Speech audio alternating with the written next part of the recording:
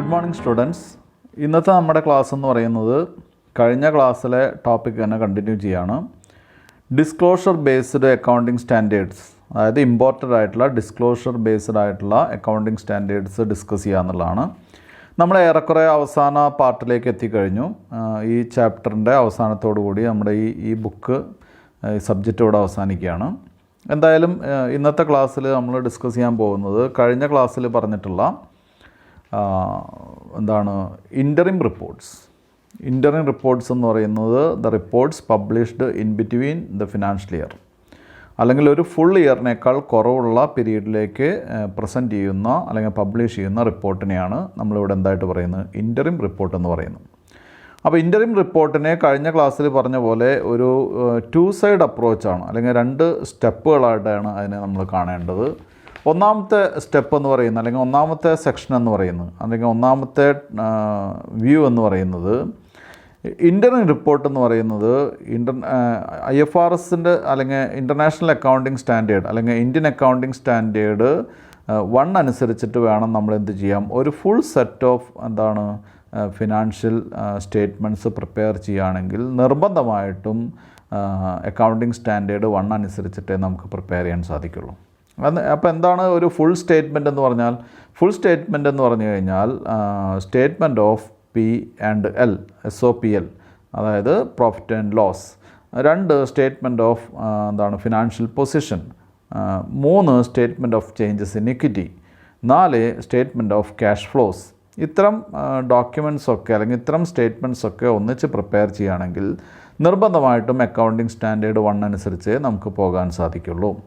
രണ്ടാമത്തെ കാര്യം എന്ന് പറയുന്നത്, നമ്മൾ കണ്ടൻസ്ഡ് ബാലൻസ് ഷീറ്റ്, വെറും ഫിനാൻഷ്യൽ സ്റ്റേറ്റ്മെൻറ്റ്സ് റിപ്പോർട്ട്സാണ് നമ്മൾ പ്രിപ്പയർ ചെയ്യുന്നതെങ്കിൽ ഒരു ഫുൾ സെറ്റ് നമ്മൾ പ്രിപ്പയർ ചെയ്യുന്നില്ല. കണ്ടൻസ്ഡ് ബാലൻസ് ഷീറ്റും P&L അക്കൗണ്ടും മാത്രമാണ് പ്രിപ്പയർ ചെയ്യുന്നതെങ്കിൽ അതിന് വേണ്ട ചില മാർഗ്ഗരേഖകൾ ഇവിടെ കൊടുത്തിട്ടുണ്ട്. പിന്നെയുള്ള കാര്യം എന്ന് വെച്ചാൽ പല വാല്യുവേഷനിലും നമ്മൾ എന്ത് ചെയ്യുന്നു, റെട്രോസ്പെക്റ്റീവായിട്ടോ അല്ലെങ്കിൽ ചില കേസുകളിൽ, ഇപ്പോൾ ഡിപ്രീസിയേഷൻ്റെ കേസിൽ എടുത്തു പറഞ്ഞിട്ടുണ്ട്, അവിടെ ഒരിക്കലും എന്ത് ചെയ്യാൻ പറ്റില്ല, ഡിപ്രീസിയേഷൻ്റെ വാല്യൂ നമുക്ക് റിവേഴ്സ് ചെയ്യാൻ സാധിക്കില്ല. അത് ഇവിടെ ഇൻ്റർണൽ റിപ്പോർട്ടിൽ നമുക്കൊരിക്കലും സാധിക്കില്ല. അങ്ങനെ ചില വാല്യുവേഷൻ്റെ ഡിഫറൻസ് കൂടി ഉണ്ട്. ഇതൊക്കെയാണ് നമ്മൾ കഴിഞ്ഞ ക്ലാസ്സിൽ പഠിച്ചത്. ഈ ക്ലാസ്സിൽ നമുക്കൊരു ക്വസ്റ്റ്യൻ ചെയ്തിട്ട് തുടങ്ങാം. ഈ ക്ലാസ്സിൽ നമ്മൾ ഡിസ്കസ് ചെയ്യാൻ ഉദ്ദേശിക്കുന്ന ക്വസ്റ്റ്യൻ എന്ന് പറയുന്നത് പേജ് നമ്പർ 312 312 എക്സാമ്പിൾ 1 എന്ന് പറയുന്ന ക്വസ്റ്റ്യനാണ്. ഞാൻ ക്വസ്റ്റ്യൻ വായിക്കാൻ കുട്ടികളെ ശ്രദ്ധിക്കുക. Prabha limited publishes quarterly interim financial reports.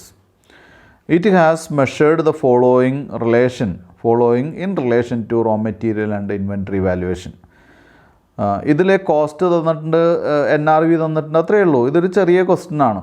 ഇതിൽ കോസ്റ്റും NRVയും തന്നിട്ടുണ്ട്. അപ്പോൾ നേരത്തെ IFRSൽ നമ്മൾ ഫൈനൽ സ്റ്റേറ്റ്മെൻറ്റിൽ പഠിച്ചിട്ടുള്ളത് cost or NRV whichever is ലെസ്സിൽ വാല്യൂ ചെയ്യുന്നതാണ്. അതുകൊണ്ടാണ് അവിടെ നമ്മൾ കോസ്റ്റും NRV ഏതാണ് കണക്കിലെടുത്ത് അതിൽ വാല്യൂ ചെയ്യുന്നത്. ഇവിടെ പക്ഷേ അങ്ങനെയല്ല. ഇവിടെ NRV എന്താണെങ്കിൽ ആ NRV നെറ്റ് റിയലൈസബിൾ വാല്യൂ ആണ് നമ്മളെ സംബന്ധിച്ച് ഏത് ഡോക്യുമെൻറ്റിൽ എടുക്കേണ്ടത്. ഈ ഇൻ്ററിം ഡോക്യുമെൻറ്റ്സിൽ നമുക്ക് എടുക്കേണ്ട വാല്യൂ എന്ന് പറയുന്നത് NRV ഏതാണോ NRV ആണ് നമ്മൾ എടുക്കേണ്ടത്. അതായത് ഇപ്പോൾ റിയലൈസ് ചെയ്യാൻ പോകുന്ന കറക്റ്റ് എക്സാക്റ്റ് ഡീറ്റെയിൽസ്, എസ്റ്റിമേറ്റ്സ് ആണ് നമ്മൾ ഭൂരിഭാഗം നമ്മൾ എടുക്കുന്നത്. എസ്റ്റിമേറ്റ്സ് ആണ്. ക്ലോസ് ചെയ്യുമ്പോൾ മാത്രമാണ് മറ്റൊരു രീതിയിലേക്ക് IFRS അല്ലെങ്കിൽ ഇന്ത്യൻ അക്കൗണ്ടിങ് സ്റ്റാൻഡേർഡ് 1ലേക്ക് വരുമ്പോൾ മാത്രമാണ് അത്തരമൊരു cost or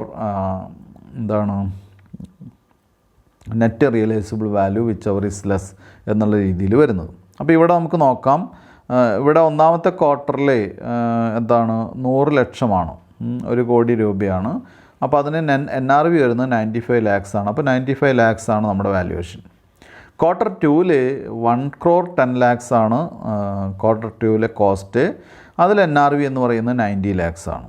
quarter 3ൽ 1 crore 15 lakhs ആണ് നമ്മുടെ കോസ്റ്റ് എന്ന് പറയുന്നത്. NRV എന്ന് പറയുന്നത് 1 crore 10 lakhs ആണ്. അപ്പോൾ 1 crore 10 lakhs ആണ് നമുക്ക് എടുക്കാൻ പറ്റുള്ളൂ. ലാസ്റ്റ് കേസാണ് ശ്രദ്ധിക്കേണ്ടത്. 1 crore 10 lakhs ആണ് അവിടെ കോസ്റ്റ്.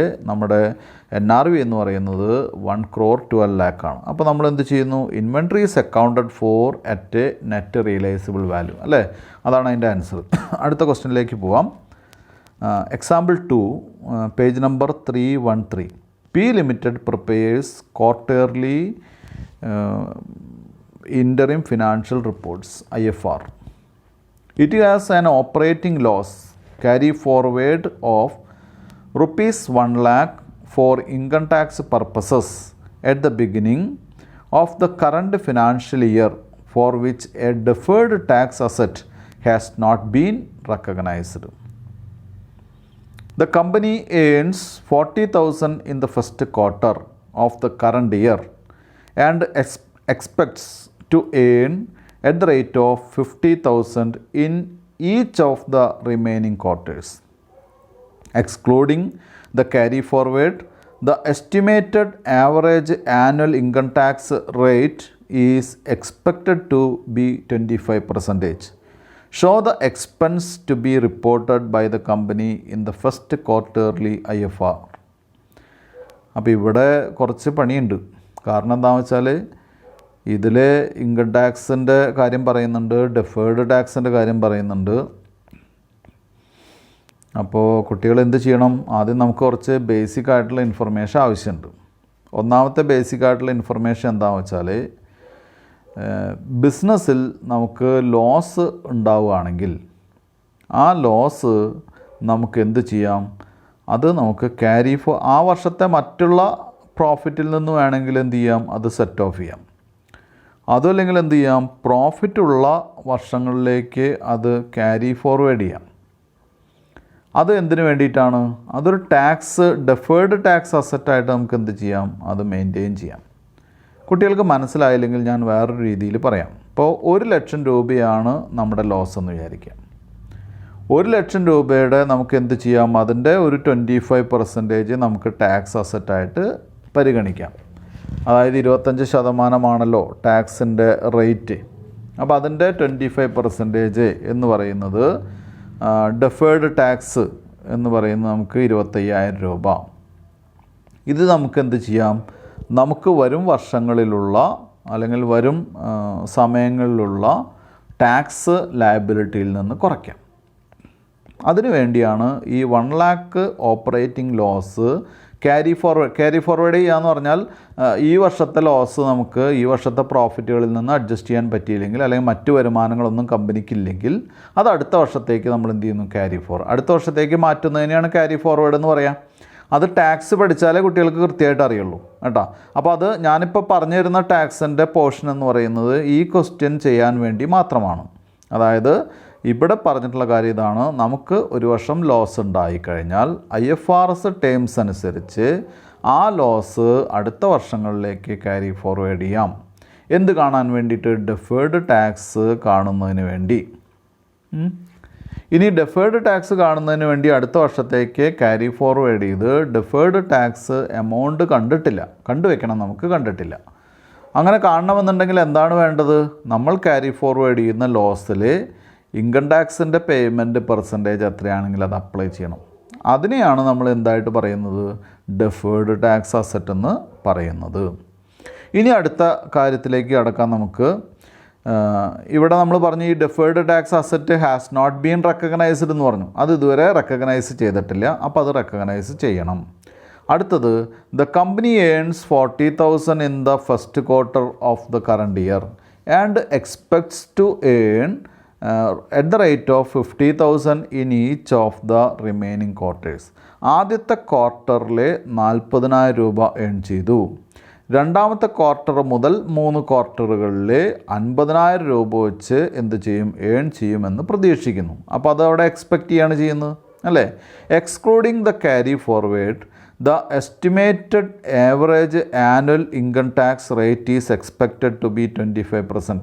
ക്യാരി ഫോർവേഡ് എക്സ്ക്ലൂഡ് ചെയ്യുക, അതിൻ്റെ എമൗണ്ട് എക്സ്ക്ലൂഡ് ചെയ്യുക. അതിൻ്റെ ടാക്സ് റേറ്റ് എത്ര വിചാരിക്കുന്നു? 25% നമ്മൾ എന്ത് ചെയ്യുന്നു? അസ്യൂം ചെയ്യുന്നു അല്ലേ? ഇനി പറയുന്നു, show the expense to be reported by the company in the first quarterly IFR. അപ്പോൾ ഇവിടെ നമ്മൾ പറയുന്നത് എന്താണെന്ന് വെച്ചാൽ ആദ്യത്തെ ക്വാർട്ടറിൽ 40,000 രൂപ വരുമാനമുണ്ട്. അടുത്ത 3 ക്വാർട്ടർ, 4 ക്വാർട്ടറാണല്ലോ ഉള്ളത്. 4 ക്വാർട്ടറാണ് ഉള്ളത്. അതിൽ ആദ്യത്തെ ക്വാർട്ടറിൽ 40,000 രൂപ ഉണ്ടായി. അടുത്ത 3 ക്വാർട്ടറുകളിൽ എത്രയാണ് ഇൻകം വരുന്നത് എന്ന് പ്രതീക്ഷിക്കുന്നതാണ്, എക്സ്പെക്റ്റേഷനാണ്. 50,000 രൂപയാണ് നമ്മൾ പ്രതീക്ഷിക്കുന്നത് അല്ലേ? ഇനി നമുക്ക് എന്ത് ചെയ്യണം? നമ്മുടെ എന്താണ് കാണാൻ പറഞ്ഞിട്ടുള്ളത്? Show the expense to be reported by the company in the first quarterly IFR എന്നാണ് പറഞ്ഞിട്ടുള്ളത്. അപ്പോൾ നമ്മൾ എന്ത് ചെയ്യണം, അതിൻ്റെ എക്സ്പെക്റ്റ് ചെയ്യുന്നു എന്താണ് ഇൻകം ടാക്സ് എത്ര കൊടുക്കേണ്ടി വരുമെന്ന് നമ്മൾ എക്സ്പെക്റ്റ് ചെയ്യണം. ഇതാണ് നമ്മുടെ ഇൻകം സ്റ്റേറ്റ്മെൻറ്റ് വെച്ചിട്ടുള്ളത് അല്ലേ. അപ്പോൾ ആദ്യം നമുക്ക് എന്ത് നോക്കാം, ആദ്യത്തെ വർഷം ഇതുപോലെ എന്ത് ചെയ്യാം, ടെക്സ്റ്റിൽ എഴുതിയിട്ടുള്ള പോലെ സൊല്യൂഷൻ എന്ന് പറഞ്ഞ് കൃത്യമായിട്ട് കോളം വൈസായിട്ട് കൊടുക്കാം. കോളം തന്നെ കൊടുക്കണമെന്നില്ല, എന്താണ് സെപ്പറേറ്റ് ഹെഡുകളായിട്ട് എഴുതാം, അല്ലെങ്കിൽ താഴേക്ക് ചെയ്യാം, എങ്ങനെ വേണേൽ ചെയ്യാം. അപ്പോൾ അതിൻ്റെ ബേസ് ഇത്രയേ ഉള്ളൂ, 25% ആണ് നമ്മുടെ എന്ത് ടാക്സ് റേറ്റ് അല്ലേ. അപ്പോൾ ആദ്യം തന്നെ നമുക്ക് എന്ത് ചെയ്യാം, സൊല്യൂഷൻ്റെ ഭാഗമായിട്ട് ആദ്യം തന്നെ ഈ ടേബിൾ വരയ്ക്കുന്നതിന് മുൻപ് തന്നെ നമ്മൾ ചെയ്യേണ്ടത് എന്താണ്, ടോട്ടൽ എന്താണ് deferred tax total deferred tax എന്ന് പറഞ്ഞ് 1 lakh നമ്മുടെ ലോസ് അല്ലേ. ടോട്ടൽ ഡെഫേർഡ് ടാക്സ് അസറ്റ് അതാണ്. അതിൻ്റെ എന്ത് ചെയ്യുക, 1 lakhൻ്റെ 25% കാണുക =25,000. 25,000 രൂപയാണ് നമുക്ക് ലെസ് ചെയ്യേണ്ട എമൗണ്ട്. ടോട്ടൽ ഡെഫേർഡ് ടാക്സ് എന്ന് പറയുന്നത്, ടാക്സ് അസറ്റ് എന്ന് പറയുന്നത് 1 lakhൻ്റെ 25% ആണ്, 25,000 രൂപയാണ്. ഈ 25,000 എന്ന് പറയുന്നത് ശ്രദ്ധിക്കേണ്ട കാര്യം എന്താണെന്ന് വെച്ചാൽ 25,000 ആണുള്ളത്. 25,000 എന്ന് പറയുന്ന ഒരു വർഷത്തേക്ക് മുഴുവനാണ്. അപ്പോൾ അതെങ്ങനെ ക്വാർട്ടർലി ആയിട്ട് നമ്മൾ എന്ത് ചെയ്യും, അതിനെ എങ്ങനെ ഡിവൈഡ് ചെയ്യും അല്ലേ. ക്വാർട്ടർലി ആയിട്ട് ഇൻകം ടാക്സ് ഡിവൈഡ് ചെയ്യാൻ നമുക്ക് ഈക്വലായിട്ട് ഡിവൈഡ് ചെയ്യാൻ പറ്റില്ല.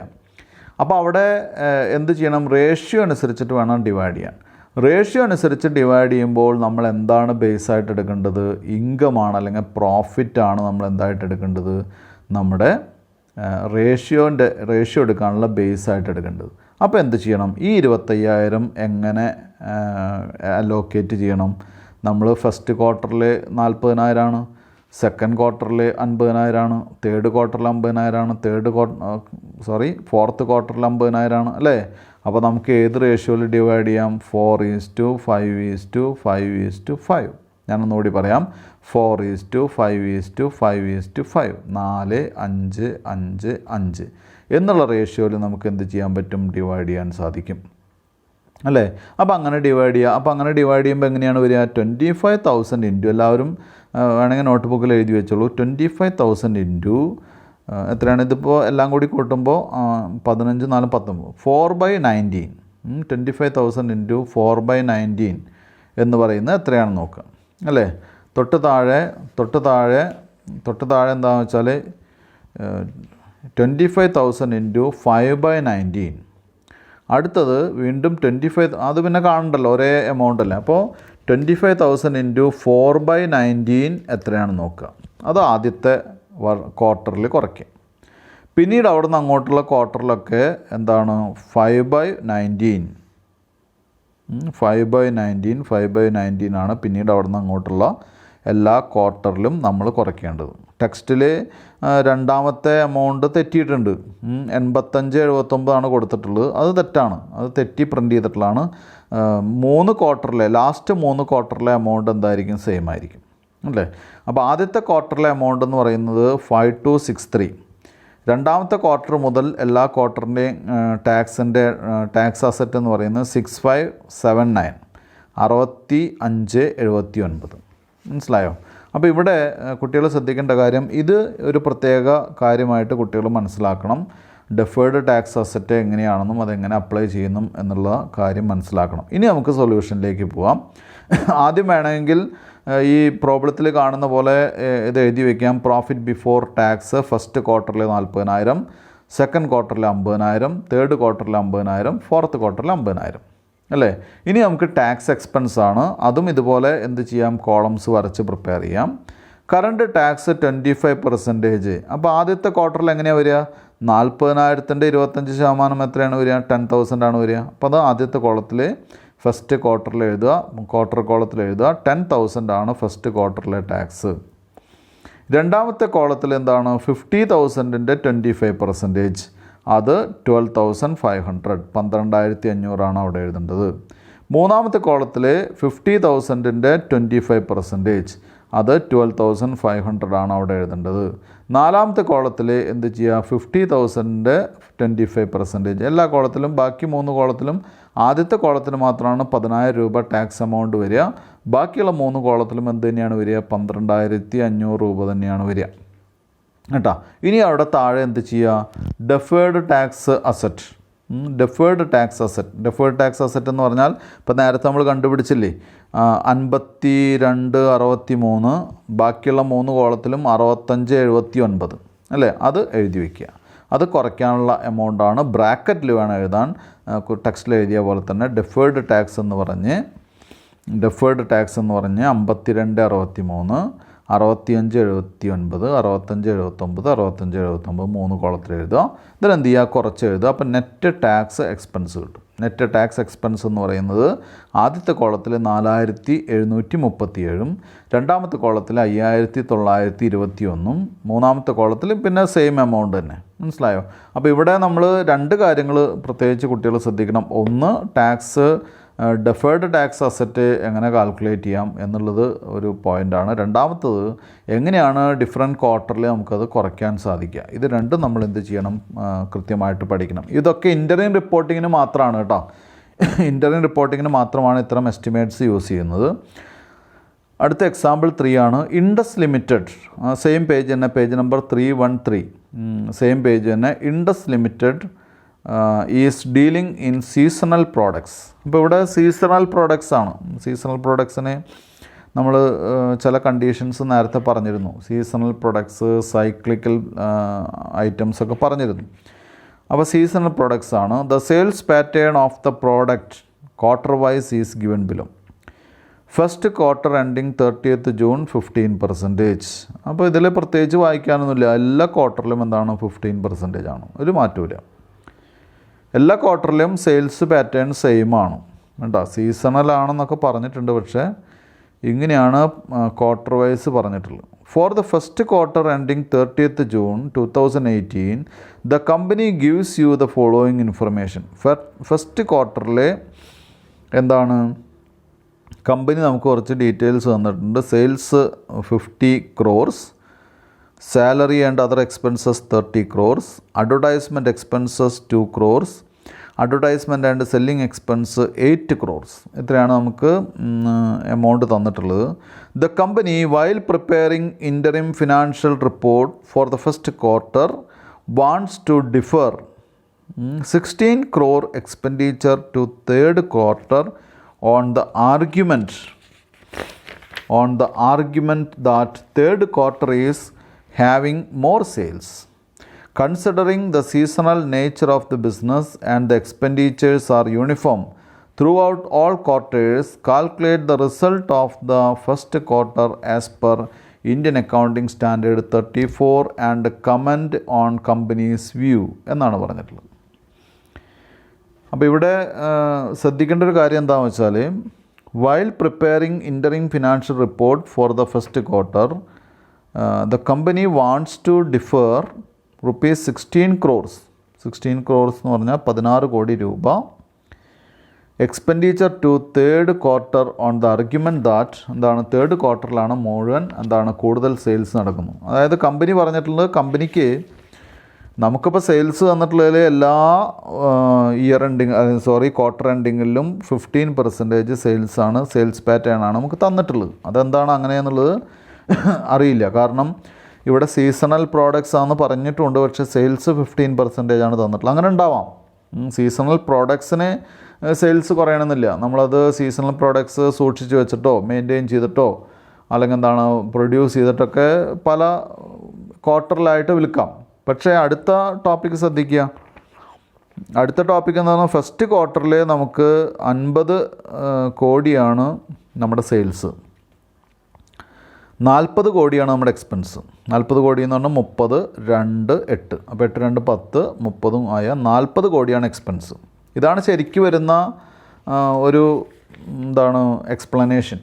പക്ഷേ കമ്പനി പറയുന്നത് എന്താണെന്ന് വെച്ചാൽ, കമ്പനിക്ക് മൂന്നാമത്തെ ക്വാർട്ടറിലാണ് കൂടുതൽ സെയിൽസ്. അപ്പോൾ ഈ ഫസ്റ്റ് ക്വാർട്ടറിൽ നിന്ന് 16 കോടി രൂപ മൂന്നാമത്തെ ക്വാർട്ടറിലേക്ക് ഷിഫ്റ്റ് ചെയ്താൽ കമ്പനിക്ക് എന്തുണ്ടായിരിക്കും? അത് കൃത്യമായിട്ട് ക്വാർട്ടേഴ്സിൽ കൃത്യമായിട്ടുള്ള എക്സ്പെൻഡിച്ചേഴ്സ് ഒരുവിധം യൂണിഫോമായിട്ട് അവർക്ക് കാണിക്കാൻ പറ്റും എന്നാണ് പറഞ്ഞിട്ടുള്ളത്. ഇനി നമ്മളോട് പറയുന്നത് എന്താണെന്ന് വെച്ചാൽ, കുട്ടികളോടുള്ള ക്വസ്റ്റ്യൻ ഇതാണ്: calculate the result of the first quarter as per Indian AS 34 and comment on companies view. ഇതെന്തായാലും പറ്റില്ലല്ലോ. ഇങ്ങനൊരു അഡ്ജസ്റ്റ്മെൻറ്റ് ഒരു കാരണവശാലും സാധ്യമല്ല. അതാണ് ആദ്യം പറയാനുള്ളത്. ഇനി നമുക്ക് സൊല്യൂഷനിൽ നമുക്ക് എന്ത് ചെയ്യാം? ടെക്സ്റ്റിൻ്റെ വെർഷനിലേക്ക് പോവാം. As per Indian accounting standard 34, the income and expenses should be recognised when they are earned and incurred respectively. അതായത് ഇന്ത്യൻ അക്കൗണ്ടിംഗ് സ്റ്റാൻഡേർഡ് 34 അനുസരിച്ച് ഒരു എക്സ്പെൻസ് എങ്ങനെയാണോ എപ്പോഴാണോ ഏൺ ചെയ്യുന്നത്, എപ്പോഴാണോ ഇൻകർ ചെയ്യുന്നത്, അതുപോലെ നമ്മൾ എന്ത് ചെയ്യണം? പ്രസൻറ്റ് ചെയ്യണം. Seasonal incomes will be recognised when they occur. Seasonal income എന്താണെന്ന് വെച്ചാൽ 6 മാസം സെയിൽസ് ഉള്ളൂ. ആ 6 മാസം തന്നെ അങ്ങനെ തന്നെ നമ്മൾ എന്ത് ചെയ്യണം? റെക്കോർഡ് ചെയ്യണം. മനസ്സിലായല്ലോ? Therefore the argument of the company is not as per Indian accounting standard 34. Argument എന്തല്ല, ശരിയല്ല. അപ്പം ഇവർ പറയുന്നത് ഇൻ എ വേ എന്തായിരിക്കാം? ഈ സീസണൽ പ്രോഡക്ട്സ് ആയിരിക്കും അവരുടെ റോ മെറ്റീരിയൽസ്. അപ്പോൾ അത് ആദ്യത്തെ ക്വാർട്ടറിൽ കളക്ട് ചെയ്യുക എന്ന് പറഞ്ഞു കഴിഞ്ഞാൽ നമുക്ക് ആദ്യത്തെ ക്വാർട്ടറിൽ വലിയ എക്സ്പെൻസ് വരും. അത് തേർഡ് ക്വാർട്ടറിലേക്ക് മാറ്റിയാൽ നമുക്കതൊന്ന് ഒന്ന് അഡ്ജസ്റ്റ് ചെയ്യാൻ പറ്റുമെന്നാണ് ഇവർ പറയുന്നത്. പക്ഷേ ഇന്ത്യൻ അക്കൗണ്ടിംഗ് സ്റ്റാൻഡേർഡ് 34 അനുസരിച്ച് ഒരു കാരണവശാലും നമുക്ക് എന്ത് ചെയ്യാൻ പറ്റില്ല? എക്സ്പെൻസസിനെ ടേം ചെയ്യാൻ സാധിക്കില്ല, ഡിവൈഡ് ചെയ്യാൻ സാധിക്കില്ല, അലോക്കേറ്റ് ചെയ്യാൻ സാധിക്കില്ല. അത് അതാത് സമയത്ത് അതതുപോലെ വരുന്ന പോലെ നമുക്ക് കൃത്യമായിട്ട് എന്ത് ചെയ്യണം? റെക്കോർഡ് ചെയ്യണം. ഇനി നമുക്ക് എന്ത് ചെയ്യാം? അതിൻ്റെ result of the first quarter നമുക്ക് ഒന്നുകൂടി എന്ത് ചെയ്യാം? അത് നോക്കാം. റിസൾട്ട് കമ്പനി പറഞ്ഞ പോലെ ചെയ്യാൻ പറ്റില്ല, തേർഡ് ക്വാർട്ടറിലേക്ക് മാറ്റാൻ പറ്റില്ല. അപ്പോൾ ഫസ്റ്റ് ക്വാർട്ടറിൻ്റെ റിസൾട്ട് നമുക്ക് നോക്കാം. റിസൾട്ട് ഒന്നുമില്ല, ഞാൻ നേരത്തെ പറഞ്ഞില്ലേ, 50-ൽ നിന്ന് 40 കുറച്ചാൽ 10 നമ്മുടെ 10 കോടിയാണ് നമ്മുടെ പ്രോഫിറ്റ്. അതൊന്ന് സിസ്റ്റമാറ്റിക്കായിട്ട് എഴുതി വയ്ക്കുക എന്നുള്ളതാണ്. ആദ്യം സെയിൽസിൽ നമുക്ക് എമൗണ്ടിൽ 50 crores എഴുതി, സാലറീസ് ഒരു 30 crores ലെസ് ചെയ്തു, അഡ്വർടൈസ്മെൻറ്റ് എക്സ്പെൻസസ് ഒരു 2 crore ലെസ് ചെയ്തു, അഡ്മിനിസ്ട്രേറ്റീവ് ആൻഡ് സെല്ലിംഗ് എക്സ്പെൻസ് ഒരു 8 crores നമ്മൾ ലെസ് ചെയ്തു. എല്ലാം കൂടി ടോട്ടൽ എമൗണ്ട് ഓഫ് ലെസ് എത്രയാണ്? 40 lakhs ആണ്. 40 lakhs ലെസ് ചെയ്ത് കഴിഞ്ഞാൽ 10 lakhs, ലാക്സ് അല്ല ക്രോർസ് ആണ്, 10 crores നമുക്ക് എന്തായിട്ട് കിട്ടി? പ്രോഫിറ്റായിട്ട് വരും കേട്ടോ. അപ്പോൾ ഇവിടെ നമ്മൾ ഈ സ്റ്റേറ്റ്മെൻറ്റ് ഉണ്ടാക്കുന്നതിലല്ല ശ്രദ്ധിക്കേണ്ടത്. നമ്മൾ ശ്രദ്ധിക്കേണ്ടത് ഇവിടെ ഇൻകംസും എക്സ്പെൻസസോ ഒക്കെ വരുന്ന പോലെ നമ്മൾ എന്ത് ചെയ്യണം? റെക്കോർഡ് ചെയ്യണം. അതിൽ എക്സ്പെൻസസിൽ എന്ത് ചെയ്യാൻ സാധിക്കില്ല? അലോക്കേഷനോ മറ്റു കാര്യങ്ങളോ എക്സ്പെൻസിൽ ചെയ്യാൻ പാടില്ല. മൂന്നാമത്തെ കാര്യം എന്ന് പറയുന്നത്, നമ്മൾ ഇൻകംസും മറ്റ് എക്സ്പെൻസുകളൊക്കെ തന്നെ ഒരു സീസണൽ ബിസിനസ് ആണെങ്കിൽ കൂടി അത് അതേപോലെ തന്നെ ഏത് സമയത്താണ് ഇൻകം ജനറേറ്റ് ചെയ്യുന്നത്, ഏത് സമയത്താണ് എക്സ്പെൻസ് വരുന്നത്, അതേ സമയത്ത് തന്നെ കൃത്യമായിട്ട് നമ്മൾ എന്ത് ചെയ്യണം? അത് റെക്കോർഡ് ചെയ്തിരിക്കണം. അതിൽ യാതൊരു അഡ്ജസ്റ്റ്മെൻറ്റ്സും പാടില്ല. ഇനി നമുക്ക് അടുത്ത 4th എക്സാമ്പിളാണ്. പേജ് നമ്പർ 314 തന്നെ 4ാമത്തെ എക്സാമ്പിളാണ്. Cams limited presents interim financial report quarterly. Interim financial report Cams limited quarterly എന്ത് ചെയ്യുന്നു? പ്രസൻറ്റ് ചെയ്യുന്നു. It earned 600 lakh pre tax profit. 600 ലക്ഷം പ്രീ ടാക്സ് പ്രോഫിറ്റാണ്. എന്താ പ്രീ ടാക്സ് പ്രോഫിറ്റ് എന്ന് പറഞ്ഞാൽ? ടാക്സിന് മുൻപ് അല്ലേ, ടാക്സ് കുറയ്ക്കുന്നതിന് മുൻപ്. The first quarter ending 30th June but expects to incur losses of ₹200 lakhs in each of the 3 remaining quarters. മനസ്സിലായല്ലോ?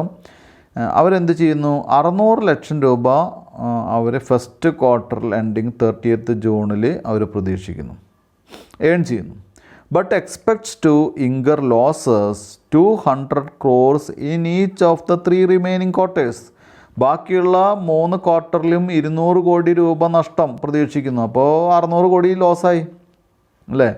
ആദ്യത്തെ ക്വാർട്ടറിൽ 600 ലക്ഷം രൂപ പ്രീ ടാക്സ് പ്രോഫിറ്റായി. പക്ഷെ അതിന് ശേഷമുള്ള 3 ക്വാർട്ടറിൽ എന്താണ്? അവർക്ക് ലോസ് ഉണ്ടാവും എന്ന് അസ്യൂം ചെയ്യുന്നു. The company is in the tax bracket of 30%. Tax bracket എന്ന് പറയുന്നത് കമ്പനിക്ക് ടാക്സ് കൊടുക്കേണ്ടി വരിക 30% എന്നുള്ള സ്ലാബിലാണ്. അത്ര വിചാരിക്കുക, അത്ര മനസ്സിലാക്കുക. അതല്ലെങ്കിൽ കമ്പനിയുടെ ടാക്സ് എത്രയാണ്? 30% ആണ്.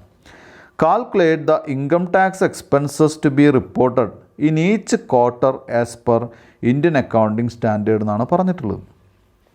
അപ്പോൾ ഇവിടെ കുട്ടികൾ ശ്രദ്ധിക്കേണ്ട കാര്യം, ഈ ക്വസ്റ്റ്യൻ വായിച്ചു വന്നപ്പോൾ ഞാൻ വിചാരിച്ചു നമുക്ക് എന്താണ് പ്രോഫിറ്റിൻ്റെ അഡ്ജസ്റ്റ്മെൻ്റ് ഉണ്ടോ എന്ന് നോക്കാനൊക്കെ പറയണമെന്ന് വിചാരിച്ചു. പക്ഷെ അങ്ങനെയല്ല. നമ്മളോട് പറഞ്ഞിട്ടുള്ള ഇൻകം ടാക്സിൻ്റെ കാര്യം മാത്രമാണ്. ഇൻകം ടാക്സിൻ്റെ എന്ത് കാണണം? Tax expenses to be reported in each quarter as per Indian accounting standard 34 എന്നാണ് പറഞ്ഞിട്ടുള്ളത് അല്ലേ. അപ്പോൾ ഇവിടെ നമ്മൾ എന്ത് ചെയ്യണം? ടാക്സ് എക്സ്പെൻസ് കാണാം. സിമ്പിളായിട്ടുള്ള കാര്യമാണ്, വളരെ സിമ്പിളാണ്. എന്താ കാരണം? 600 ലക്ഷം രൂപയ്ക്ക് നമുക്ക് ടാക്സ് റേറ്റ് എത്രയാണ്? 30%. ആദ്യത്തെ ക്വാർട്ടറിൽ 600 ലക്ഷം രൂപയ്ക്ക് 30% ടാക്സ് കാണുക. 600 ലക്ഷത്തിന് 30% എന്ന് പറഞ്ഞാൽ 318 180 ലാക്സ് വരും. 180 ലക്ഷമാണ് നമുക്ക് ആദ്യത്തെ ക്വാർട്ടറിൽ ടാക്സ് എക്സ്പെൻസ്. ഇനി രണ്ടാമത്തെ ക്വാർട്ടറിൽ ടാക്സ് എക്സ്പെൻസ് എത്രയാണ് വരിക? രണ്ടാമത്തെ ക്വാർട്ടറിൻ്റെ പ്രോഫിറ്റിൻ്റെ 30%. രണ്ടാമത്തെ ക്വാർട്ടറിൽ പ്രോഫിറ്റ് ഇല്ല, നമുക്കെന്താണ്? ലോസാണെങ്കിൽ നമുക്ക് എന്തുണ്ട്? അടുത്ത വർഷത്തെ, ഈ വർഷം വേണമെങ്കിൽ റിക്കവർ ചെയ്യുക, അല്ലെങ്കിൽ അടുത്ത വർഷത്തേക്ക് നമുക്ക് റിക്കവർ ചെയ്യാൻ വേണ്ടി ഡെഫേർഡ് ടാക്സ് അസറ്റ് ആക്കാതെ ലോസ് ഉണ്ടായിക്കഴിഞ്ഞാൽ ലോസിൻ്റെ ടാക്സ് പെർസെൻറ്റേജ് നമുക്ക് എന്ത് ചെയ്യാം? അത് പ്രോഫിറ്റ് ഉണ്ടാകുമ്പോഴുള്ള ടാക്സ്, ഈ വർഷം തന്നെ പ്രോഫിറ്റ് നേരത്തെ ഉണ്ടായല്ലോ, ഒരു 180 ലക്ഷം ഉണ്ടല്ലോ, അതിൽ അഡ്ജസ്റ്റ് ചെയ്യാൻ വേണ്ടിയിട്ട് എന്ത് ചെയ്യാം? നമുക്കത് എടുത്തു വയ്ക്കാം. അപ്പോൾ എന്ത് ചെയ്യുക? സെക്കൻഡ് ക്വാർട്ടർ ടാക്സ് എക്സ്പെൻസ് എന്ന് പറഞ്ഞ് എന്ത് ചെയ്യുക? ലോസ് ആയിട്ടുള്ള 200ൻ്റെ 30%. അപ്പോൾ 60 ലാക്സ് കിട്ടും. ആ 60 ലാക്സ് ഇവിടെ എന്തായിട്ട് കിടക്കുക? 60 ലാക്സ് ബ്രാക്കറ്റിൽ മൈനസ് ഫിഗറൊക്കെ ഇട്ടിട്ടുണ്ട്. അത് ഇല്ലെങ്കിലും കുഴപ്പമില്ല, അത് എന്താണ് DFA ആയിട്ട് ട്രീറ്റ് ചെയ്താൽ മതി. എന്താണ്? ഡെഫേർഡ് ടാക്സ് അസറ്റാണത്. ദെൻ അടുത്തത് തേർഡ് ക്വാർട്ടറിൽ ടാക്സ് എക്സ്പെൻസ് അവിടെയും എന്താണ്? -200 ആണ്. അപ്പോൾ ഇൻറ്റു 30% അവിടെയും -60 ലാക്സ് ആണ് വരിക. ഫോർത്ത് ക്വാർട്ടർ ടാക്സ് എക്സ്പെൻസസ് അവിടെ -200 ഇൻറ്റു 30% ആണ്, അവിടെയും -60 ലാക്സ് ആണ് വരിക. അപ്പോൾ കുട്ടികൾ ആ ലാസ്റ്റ് കോളം ഇതിൽ സൊല്യൂഷൻ്റെ ഭാഗമായിട്ട് ഒരു കോളൊക്കെ വരച്ചിട്ടാണ് ചെയ്തിട്ടുള്ളത്. കുട്ടികൾ ശ്രദ്ധിക്കുക. First quarter, second quarter, third quarter, fourth quarter എഴുതി ടാക്സ് എക്സ്പെൻസ് എഴുതാനൊരു കോളം. ഇത് ഈ കോളത്തിൻ്റെ ഒന്നും ആവശ്യമില്ല, ശരിക്കും വേണമെങ്കിൽ എഴുതിക്കോളൂ, കുഴപ്പമില്ല. അത് ഒരു ഭംഗിക്ക് നല്ലതാണ്. അല്ലെങ്കിൽ നമുക്ക് അറിയാൻ വേണ്ടിയിട്ട് ഓരോ കോളും ടാക്സ് എക്സ്പെൻസ് എന്ന് തന്നെ പറഞ്ഞിട്ട്, അതായത് പ്രോഫിറ്റ് ഉണ്ടെങ്കിലും നമുക്ക് ലോസ് ഉണ്ടെങ്കിലും നമ്മൾ എന്ത് തന്നെയാണ് എഴുതുന്നത്? ടാക്സ് എക്സ്പെൻസ് തന്നെയാണ് എഴുതുന്നത്. അത് മനസ്സിലാക്കാമെന്ന് മാത്രം. അടുത്ത column, third column is very important. That is എന്താണ്? ടാക്സ് കാൽക്കുലേഷനാണ്. പ്രോഫിറ്റ് ആയാലും ലോസ് ആയാലും നമ്മൾ ടാക്സ് കാൽക്കുലേറ്റ് ചെയ്ത് വെക്കുന്നു. ഒന്ന് പോസിറ്റീവ് ഫിഗറും മറ്റൊന്ന് നെഗറ്റീവ് ഫിഗറാണ് നമ്മൾ എന്തായിട്ട് കണക്കാക്കുന്നത്? ടാക്സ് ആയിട്ട് കണക്കാക്കുന്നു. അപ്പോൾ ഇനി ലാസ്റ്റ് കോളം നോക്കുക. ഇവിടെയാണ് നമ്മൾ എന്ത് പറയുന്നത്? അഡ്ജസ്റ്റ്മെൻറ്റ് പറയുന്നത്. അതായത് നമ്മൾ കൊടുക്കാനുള്ള ടാക്സിൽ നിന്ന് കിട്ടാനുള്ള ടാക്സ്, അല്ലെങ്കിൽ എന്താണ്, നമുക്ക് ടാക്സ് അസറ്റ് നമുക്ക് എന്ത് ചെയ്യാം? അഡ്ജസ്റ്റ് ചെയ്യാം. ദാറ്റ് ഈസ് 180 ലാക്സ് ആണ് നമ്മുടെ ഫസ്റ്റ് ക്വാർട്ടറിലെ ടാക്സബിൾ ലയബിലിറ്റി. പിന്നീട് അവിടെ നിന്ന് അങ്ങോട്ട് നോക്കിയാൽ 60 ലാക്സ് 3 വർഷവും എന്താണ്? 60 ലാക്സ് ആണ്. അപ്പോൾ 180 ലാക്സ് തന്നെ നമുക്ക് ലയബിലിറ്റിയാണ്, അസറ്റാണ്. അപ്പോൾ പോസിറ്റീവായിട്ടുള്ള 180 മൈനസ് ആയിട്ടുള്ള 180, അപ്പോൾ എന്ത് വരും അവിടെ? -180 എന്ന് വരുമ്പോൾ എന്ത് വരും? അവിടെ ആനുവൽ ടാക്സ് എക്സ്പെൻസസ് നില്ലാണ് വരിക കേട്ടോ. അപ്പോൾ നമ്മളോട് ചോദിച്ചിട്ടുള്ളത് ആനുവൽ ടാക്സ് എക്സ്പെൻസസ് കാണാനാണ് പറഞ്ഞിട്ടുള്ളത്, ഈച്ച് ക്വാർട്ടർ കാണാനാണ് പറഞ്ഞിട്ടുള്ളത്. നമ്മളത് ഇങ്ങനെ ആയതുകൊണ്ട് കുട്ടികൾക്ക് ഒന്നുകൂടി വ്യക്തമാവാൻ വേണ്ടിയിട്ടാണ് ആനുവൽ ടാക്സ് എക്സ്പെൻസസ് അസ്യൂം ചെയ്യുന്ന എന്താണ് നമ്മൾ ഇവിടെ അസ്യൂം ചെയ്യാനേ പറ്റുള്ളൂ. നമുക്ക് എക്സ്പെക്റ്റഡ് ആണ് ഇത്, അല്ലേ? ചിലപ്പോൾ ഒരു വർഷം ഒരു ക്വാർട്ടറിൽ പ്രോഫിറ്റ് ഉണ്ടായാലോ, ഇതൊക്കെ എസ്റ്റിമേറ്റ് ആണ് കേട്ടോ. അപ്പോൾ എസ്റ്റിമേറ്റ് വെച്ചിട്ട് annual tax expenses to be estimated, അല്ലെങ്കിൽ എന്താണ്, ആനുവൽ ടാക്സ് എക്സ്പെൻസസ് എസ്റ്റിമേറ്റഡ്, അല്ലെങ്കിൽ എസ്റ്റിമേറ്റഡ് ആനുവൽ ടാക്സ് എക്സ്പെൻസസ് അത് നില്ലാണ് കേട്ടോ. കാരണം 180 ലാക്സ് ആണ് നമ്മൾ ടാക്സ് കൊടുക്കേണ്ട ലയബിലിറ്റി, പക്ഷേ ടാക്സബിൾ അസറ്റ് എന്ന് പറയുന്നത് 180 ലാക്സ് ഉള്ള കാരണം കൊണ്ട് അത് എന്ത് ചെയ്തു പോയി? അഡ്ജസ്റ്റ് ചെയ്ത് പോയി. അപ്പോൾ നമുക്ക് ആനുവൽ ടാക്സ് എക്സ്പെൻസസ് നില്ലാണ്. മനസ്സിലായിട്ടുണ്ടാവുമെന്ന് വിചാരിക്കുന്നു. ഇതിന് പല ഡയമെൻഷൻസ് ഉള്ള ക്വസ്റ്റ്യനാണ്. ഏത് വേണമെങ്കിൽ ഇതിൽ നിന്ന് ചോദിക്കാമായിരുന്നു, അത്തരം ഒരു ക്വസ്റ്റ്യനാണ്. എന്തായാലും ഇതിൽ ടാക്സിലേക്ക് മാത്രമാണ് നീങ്ങിയത്. ഇനി നമുക്ക് അടുത്ത ഒരു ക്വസ്റ്റ്യൻ എന്ന് പറയുന്നത് എക്സാമ്പിൾ 5 ആണ്. അത് ഞാൻ വായിക്കാം. അതേ പേജിൽ തന്നെ, പേജ് നമ്പർ 314 തന്നെ. Due to decline in market price in second quarter KR limited incurred an inventory loss. KR ലിമിറ്റഡിനെ ഒരു ഇൻവെൻ്ററി ലോസ് സംഭവിച്ചു. ഇൻവെൻ്ററി ലോസ് എന്ന് പറഞ്ഞാൽ നമ്മുടെ സ്റ്റോക്കിൽ ലോസ് വരികയാണ്. The market price is expected to return to the previous levels by the end of the year എന്നാണ് പറഞ്ഞിട്ടുള്ളത്. Market price is expected to return to the previous levels by the end of the year. At the end of the year the decline had not reversed. Decline എന്ത് ചെയ്തില്ല? Reverse ചെയ്തില്ല. അപ്പോൾ ഇവിടെ കുട്ടികൾ മനസ്സിലാക്കേണ്ട കാര്യം എന്താണെന്ന് വെച്ചാൽ എന്താണ്, ഈ ഡിക്ലൈൻ ഇൻ മാർക്കറ്റ് പ്രൈസ് കാരണം കൊണ്ടാണ് അവർക്ക് ഇൻവെൻട്രി ലോസ് വന്നത്. ഡിക്ലൈൻ ഇൻ മാർക്കറ്റ് പ്രൈസ് എന്ന് പറഞ്ഞാൽ നമ്മുടെ കയ്യിലുള്ള ഇൻവെൻ്ററിയുടെ സ്റ്റോക്കിൻ്റെ മാർക്കറ്റ് വാല്യൂ കുറഞ്ഞു, വില കുറഞ്ഞു എന്നർത്ഥം. നമ്മൾ 100 രൂപയ്ക്ക് വാങ്ങി വെച്ചിട്ടുള്ളൊരു പ്രോഡക്റ്റിന് മാർക്കറ്റിൽ 80 രൂപ വിലയായി എന്ന് വിചാരിക്കുക. അതാണ് സിറ്റുവേഷൻ. മനസ്സിലായല്ലോ? The market price is expected to return to the previous level by the end of the year. നമ്മൾ വിചാരിക്കുന്നു ഈ വർഷം അവസാനം ആവുമ്പോൾ അത് 100 രൂപയിലേക്ക് തന്നെ തിരിച്ചു വരുമെന്ന് നമ്മൾ വിചാരിക്കുന്നു. അതാണ് അവിടുത്തെ അടുത്ത കണ്ടീഷൻ. മാർക്കറ്റ് പ്രൈസ് എന്ത് ചെയ്യും? റിട്ടേൺ ചെയ്യുമെന്ന് നമ്മൾ പ്രതീക്ഷിക്കുന്നു. ഇനി പറയുന്നത് എന്താ? At the end of the year the decline had not reversed. വർഷം അവസാനമായപ്പോൾ ഇത് എന്ത് ചെയ്തില്ല? റിവേഴ്സ് ചെയ്തില്ല. അത് തിരിച്ചു വന്നില്ല, പ്രൈസ് തിരിച്ചു വന്നില്ല. അപ്പോൾ എന്ത് ചെയ്യണം? When should the loss be reported in interim statement of profit and loss of KR limited എന്നാണ് അല്ലേ? എപ്പോഴാണ് ഇത് റിപ്പോർട്ട് ചെയ്യേണ്ടത് അല്ലേ? ഏത് സമയത്താണ് ഇത് റിപ്പോർട്ട് ചെയ്യേണ്ടത്?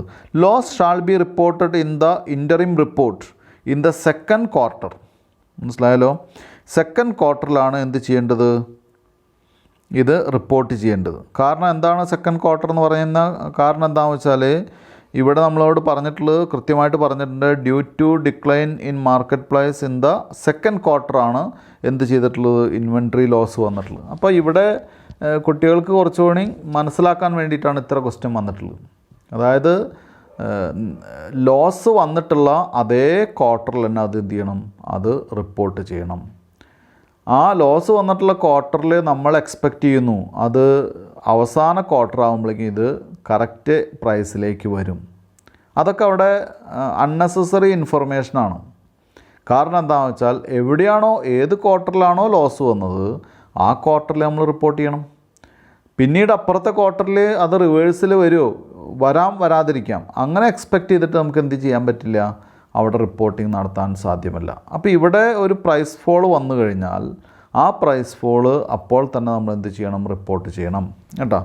മറ്റ് ഇൻഫർമേഷൻസ് വലിയ അത്യാവശ്യമുള്ള ഇൻഫർമേഷനല്ല. അതിനാണ് ഇത്. ഇപ്പം നേരത്തെ കേസിൽ കണ്ടില്ലേ, നേരത്തെ ഒരു 2 ക്വസ്റ്റ്യൻ മുകളിലുള്ള ക്വസ്റ്റ്യനെ നമ്മൾ ഇതേപോലത്തെ ഒരു കേസ് ചെയ്തു. എന്താണ്? ഈ എക്സാമ്പിൾ 3 ഇൻഡസ് ലിമിറ്റഡിൻ്റെ കാര്യത്തിൽ അങ്ങനെയാണ് നമ്മൾ ചെയ്തത്. അതായത് അവർക്ക് എക്സ്പെൻസ് വന്നിട്ടുള്ളത് ഫസ്റ്റ് ക്വാർട്ടറിലാണ്. ആ എക്സ്പെൻസ് അവർക്ക് അടുത്ത ക്വാർട്ടറിലേക്ക് മാറ്റാൻ പറ്റുമോ? അപ്പോൾ നമ്മൾ പറഞ്ഞ അതിൻ്റെ സൊല്യൂഷനിൽ ഇതാണ്. എന്താണ്? ഏത് വർഷമാണോ എക്സ്പെൻസും ഇൻകംസൊക്കെ കിട്ടുന്നത് അത് എന്താണ്? Irrespective of seasonal business. അങ്ങനെ ഒരു seasonal or non seasonal business അത് നോക്കേണ്ട കാര്യമില്ല. നമുക്ക് എന്ത് ചെയ്യണം? ഏത് ക്വാർട്ടറിലാണോ അത് റിസീവ് ചെയ്യുന്നത്, ഏത് ക്വാർട്ടറിലാണോ എക്സ്പെൻസസ് ആയിട്ട് വരുന്നത്, അതേ ക്വാർട്ടറിൽ തന്നെ നമുക്ക് എന്തായിട്ട് കാണിക്കാം? അത് കൃത്യമായിട്ട് എക്സ്പെൻസസോ ഇൻകമായിട്ട് കാണിക്കണം, നിർബന്ധമാണ്.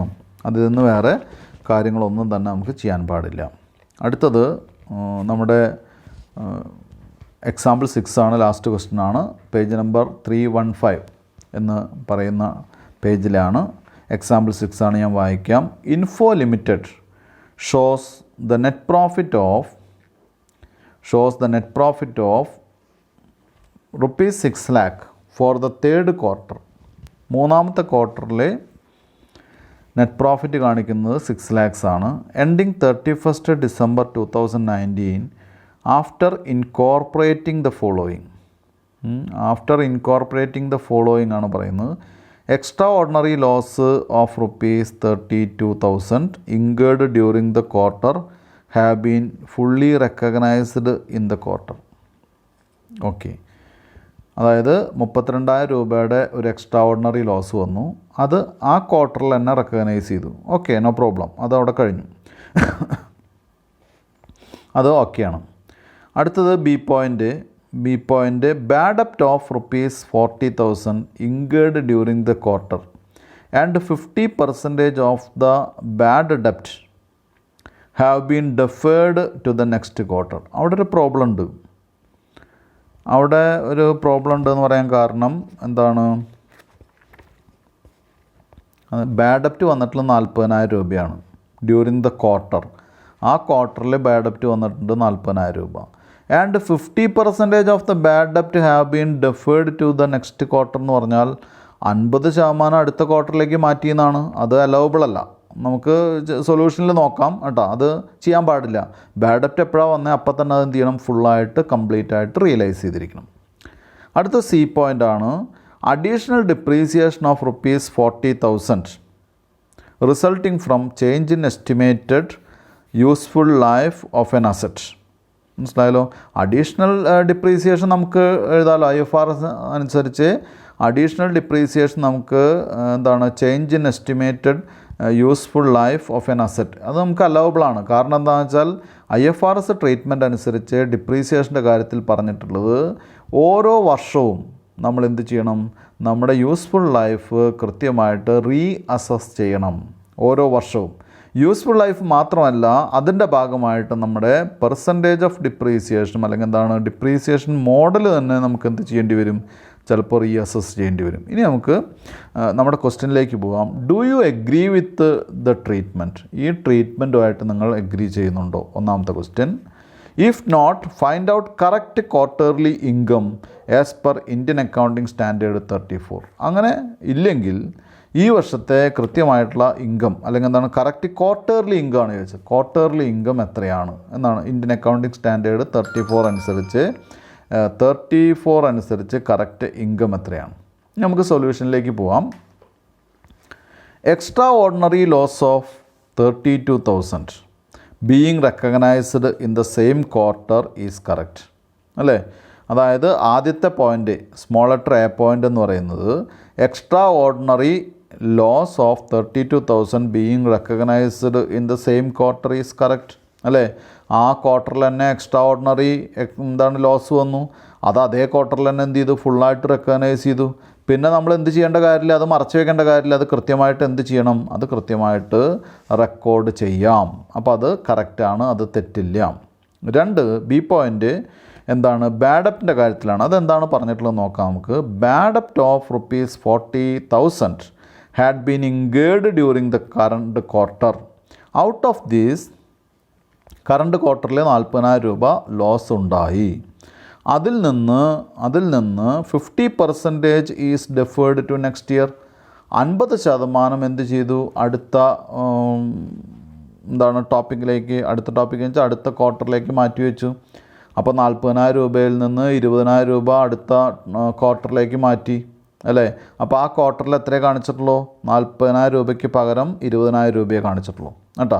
അത് തെറ്റാണ് അല്ലേ? Hence ₹20,000 should be deducted from profit of the quarter. ആ ക്വാർട്ടറിൽ 20,000 രൂപയാണ് പ്രോഫിറ്റിൽ നിന്ന് കുറച്ചിട്ടുണ്ടാവുള്ളൂ. 20,000 രൂപ കുറച്ചാൽ പോരാ, ഒരു 20,000 രൂപ കൂടി അവിടെ നിന്ന് കുറയ്ക്കണം നിർബന്ധമായിട്ടും കേട്ടോ. അപ്പോൾ അത് ഒരു ശ്രദ്ധിക്കേണ്ട കാര്യമാണ്. അടുത്തത് 3rd point, additional depreciation of ₹40,000 resulting from change in estimated useful life. അതായത് യൂസ്ഫുൾ ലൈഫിൻ്റെ എസ്റ്റിമേഷൻ ചേഞ്ച് ചെയ്തതിൽ നിന്ന്, അതായത് നമ്മൾ എസ്റ്റിമേറ്റ് എടുക്കുമല്ലോ, അതിൻ്റെ യൂസ്ഫുൾ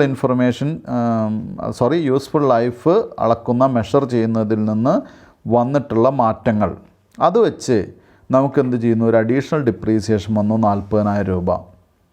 അത് ആ സെയിം ക്വാർട്ടറിൽ തന്നെ നമ്മൾ എന്ത് ചെയ്തു? അഡ്ജസ്റ്റ് ചെയ്തു. അത് കറക്റ്റായിട്ടുള്ള ട്രീറ്റ്മെൻറ്റാണ്. അവിടെ പ്രശ്നങ്ങളൊന്നും തന്നെ ഇല്ല. കാരണം എന്താണ്? അത് കൃത്യമായിട്ടുള്ള ട്രീറ്റ്മെൻറ്റാണ്, അതിൽ വേറൊന്നും ചെയ്യാനില്ല. ഇനിയിപ്പോൾ അവിടെ ഒരു question, do you agree with the treatment എന്ന് വെച്ച് കഴിഞ്ഞാൽ നമ്മൾ രണ്ടാമത്തെ ട്രീറ്റ്മെൻറ്റിൽ എഗ്രി ചെയ്യുന്നില്ല. രണ്ടാമത്തെ ക്വാർട്ടറിലെ 20,000 രൂപ ഒരു അഡീഷണൽ എക്സ്പെൻസ് ആയിട്ട് നമ്മൾ എന്ത് ചെയ്യണം, ട്രീറ്റ് ചെയ്യണം. ഇനി നമ്മളോടൊരു കാര്യം കൂടി ചോദിച്ചിട്ടുണ്ട്, ഇഫ് നോട്ട്, നമ്മളത് എഗ്രി ചെയ്യുന്നില്ലെങ്കിൽ find out correct quarterly income as per Indian accounting standard 34. Agree ചെയ്യുന്നില്ലെങ്കിൽ കറക്റ്റ് ക്വാർട്ടർലി ഇൻകം എത്രയാണ്, 34 അനുസരിച്ച് അല്ലേ, എത്രയായിരിക്കും, 6 lakh റുപ്പീസാണ് നമ്മുടെ ടോട്ടൽ പ്രോഫിറ്റ് അല്ലേ.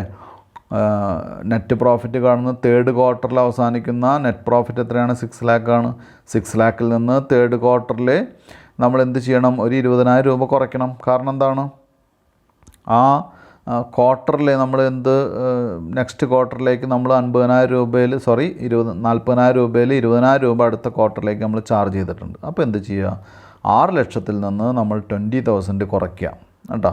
അപ്പോൾ നമുക്ക് കിട്ടുന്ന എത്രയാണ്, 5,80,000 ആണ് ആ കമ്പനിയുടെ എന്തായിട്ട് കിട്ടുന്നത്, ഇൻകമായിട്ട്, ക്വാർട്ടർലി ഇൻകമായിട്ട് നമുക്ക് റിസീവ് ചെയ്യുന്ന എമൗണ്ട് എന്ന് പറയുന്നത് കേട്ടോ. അപ്പോൾ ഈ ടോപ്പിക്ക് കുട്ടികൾ നന്നായിട്ട് പഠിക്കണം. കാരണം എന്താണെന്ന് വെച്ചാൽ IFRSൻ്റെ ടോപ്പിക് എല്ലാം തന്നെ നമുക്ക് വളരെ ഇമ്പോർട്ടൻ്റ് ആയിട്ടുള്ള ടോപ്പിക്സാണ്. ചിലപ്പോൾ പ്രോബ്ലംസൊക്കെ ചിലപ്പോൾ കുറച്ചേ ചോദിക്കുള്ളൂ ആയിരിക്കാം. അത് എനിക്ക് ഉറപ്പ് പറയാൻ പറ്റില്ല, എങ്ങനെയാണെന്ന് പറയാൻ പറ്റില്ല. പക്ഷേ എന്നിരുന്നാലും കുട്ടികൾ എന്ത് ചെയ്യണം, നന്നായിട്ട് പഠിക്കണം. പ്രത്യേകിച്ചും കാരണം എന്താ വെച്ചാൽ ഇനി IFRS ഇല്ലാതെ നമുക്ക് ഫ്യൂച്ചറിലേക്ക് പോകാൻ സാധിക്കില്ല. അപ്പോൾ അതുകൊണ്ട് ഈ ടോപ്പിക്കിലെ, ഈ ചാപ്റ്ററിലെ നമ്മളിപ്പോൾ പഠിച്ചിട്ടുള്ള important disclosure based accounting standards ആണ് നമ്മൾ പഠിച്ചത്. എന്തൊക്കെയാണ് വളരെ ഇമ്പോർട്ടൻ്റ് ആയിട്ടുള്ള ഡിസ്ക്ലോഷർ ബേസ്ഡ് ആയിട്ടുള്ള ഇന്ത്യൻ അക്കൗണ്ടിങ് സ്റ്റാൻഡേർഡ്സ് എന്ന് നമ്മൾ നോക്കി. അതിൽ തന്നെ ഇമ്പോർട്ടൻ്റ് ആയിട്ടുള്ള ചില സ്റ്റാൻഡേർഡ്സ് എടുത്ത് ഡീറ്റെയിൽ ആയിട്ട് പഠിക്കുകയാണ് ചെയ്തത്.